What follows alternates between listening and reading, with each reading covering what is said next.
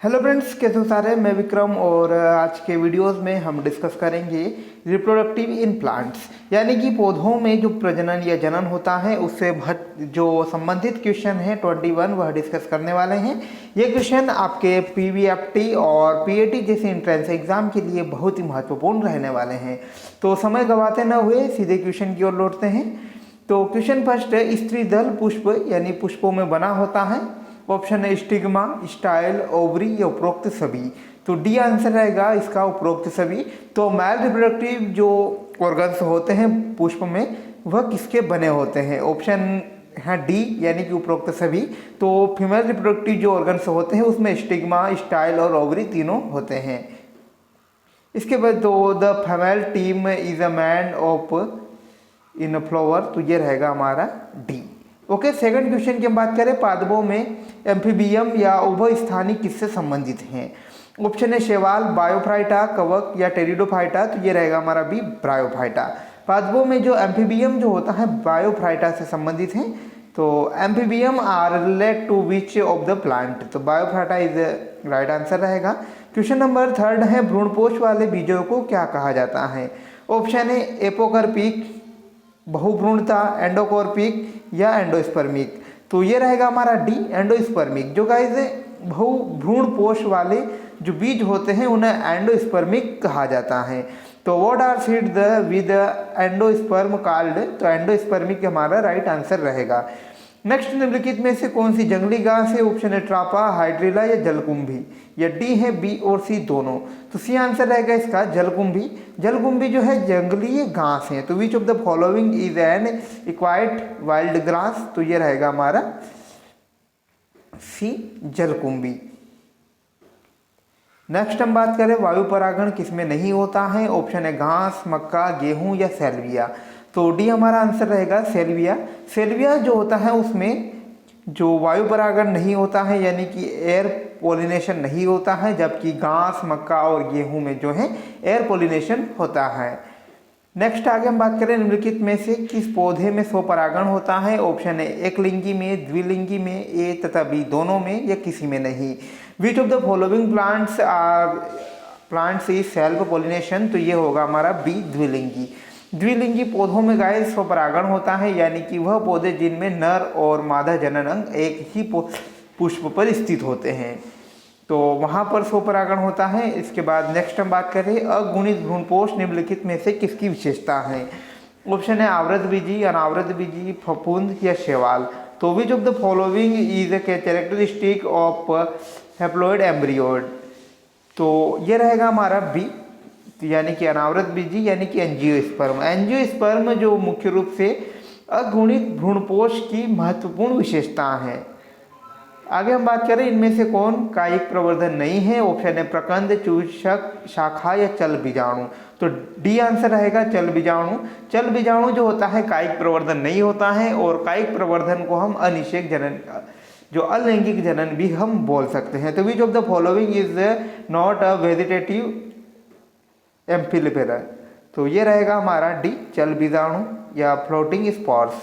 Question number 9, इनमें से कौन सा फल कूट फल नहीं है? ऑप्शन है आम, नींबू, धान या सेब, तो डी आंसर रहेगा कूट फल, यानी कि जो सेब होता है उसे असत्य फल भी कहा जाता है, फिर सत्य फल कहा जाता है इसके। Which of there fruit is a cod fruit, तो डी एप्पल हमारा राइट आंसर रहेगा। इसके बाद भ्रूणपोष का क्या कार्य है? बहुत ही महत्वपूर्ण क्वेश्चन है ये। ऑप्शन है भ्रूण बनाना, भ्रूण को पोषण देना, लिंग का निर्धारण करना, तो भ्रूणपोष का सबसे महत्वपूर्ण काम होता है भ्रूण को पोषण देना। भ्रूणपोष जैसे कि गाइस नाम से ही पता चल रहा है कि भ्रूणपोष जो होता है जो भ्रूण को पोषण देना होता है एम्ब्रियोस्पर्म का। इसके बाद आगे हम बात करें, निम्नलिखित में से किस पौधे की प्रजातियों में बीज उत्पादन असंग जनन द्वारा होता है? ऑप्शन है एस्ट्रेसिया एवं घास, सरसों, साइट्रस एवं आम, इनमें से कोई नहीं, तो ये आंसर रहेगा हमारा एस्ट्रेसिया व घास। तो एस्ट्रेसिया और घास नामक जो पौधे की प्रजाति होती है उनमें बीज का जो उत्पादन होता है असंग जनन द्वारा होता है। तो नेक्स्ट आगे हम बात करते हैं भ्रूणपोष होते हैं द्विगुणित, त्रिगुणित या अगुणित या इनमें से कोई नहीं। तो सी आंसर रहेगा हमारा ट्रिपोलॉइड यानी कि त्रिगुणित। तो जो अंडोस्पर्म जो होता है गाइस त्रिगुणित होता है। एक महत्वपूर्ण क्वेश्चन है ये। इसके बाद आगे हम बात करें कि बीज चोल का निर्माण होता है पेरिक्रोम से, एपिक्रोम से या बीजांड कवच से या न्यूक्लियस से। तो बीज चोल इज मेड बाय, तो हम बता सकते हैं यहाँ पर ये होगा पेरिक्रोम से। पेरिकोर्प जो होता है बीज चोल का निर्माण करता है, तो महत्वपूर्ण है पेरिक्रोप। इसके बाद नेक्स्ट भूमि फलनी फल क्या है? ऑप्शन है आलू, मूंगफली, प्याज या अदरक। तो ये रहेगा बी जो मूंगफली जो होता है भूमि फलनी फल है। तो और बाकी अगर हम बात करें तो कोई रूट है या कोई अगर कंद है तो ये हम बता सकते हैं। तो the ground fruiting fruit is, तो ये होगा हमारा ग्राउंड नट।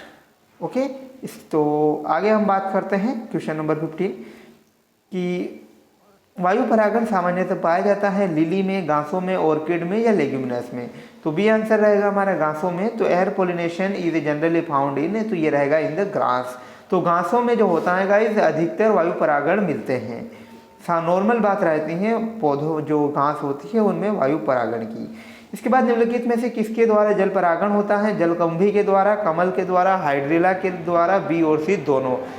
तो ये आंसर रहेगा हमारा जलकुंभी के द्वारा। तो जलकुंभी के द्वारा जल परागण होता है। तो वाटर पोलिनेशन जो होता है बी और सी हम बता सकते हैं कमल और हाइड्रिला में होता है। तो लोटस एंड हाइड्रिला इसका राइट आंसर रहेगा, तो यानी कि डी, बोथ बी और सी। सॉरी, इसका आंसर रहेगा जलकुंभी। जलकुंभी में जो होता है वाटर पोलिनेशन होता है। तो ए आंसर हमारा राइट रहेगा। नेक्स्ट क्वेश्चन की हम बात करें कि भ्रूण कोश की सेंट्रल कोशिका में प्रारंभिक केंद्रक होता है, द्वितीयक केंद्रक होता है, सहायक कोशिका होती है या ए और बी दोनों। तो बी आंसर रहेगा द्वितीयक केंद्रक। तो the central cell of the embryo sac is, तो ये रहेगा हमारा बी द्वितीयक केंद्रक। तो सेकेंडरी न्यूक्लियस इसका राइट आंसर रहेगा। इसके बाद क्वेश्चन नंबर 18 की निम्नलिखित में से कौन एकलिंगी है? ऑप्शन है सरसों, गुड़हल, पपीता या इनमें से कोई नहीं। तो सी आंसर रहेगा एकलिंगी। तो जो सी आंसर है इसका पपीता। पपीता जो आंसर है ये एकलिंगी पौधा है। तो who among of the following is monogamous? तो papaya is the right answer. इसके बाद नेक्स्ट है कि इस फल का बीज चोल खाया जाता है। ऑप्शन है जायफल, लीची, शरीफा या इनमें सभी। तो बी आंसर रहेगा हमारा लीची। लीची का जो होता है गाइस बीज चोल खाया जाता है। एक महत्वपूर्ण क्वेश्चन है ये। तो the seed of which fruit is eaten? तो ये रहेगा लीची। नेक्स्ट परागकण मुख्यतः है स्पोरोफाइट, युग्मक, नर युग्मक या इनमें से कोई नहीं। तो सी आंसर रहेगा हमारा नर युग्मक। तो परागकण जो होते हैं मुख्य रूप से नर युग्मक होते हैं। तो पोलन ग्रेन्स आर मैनली, तो ये रहेगा हमारा सी मेल गैमेट।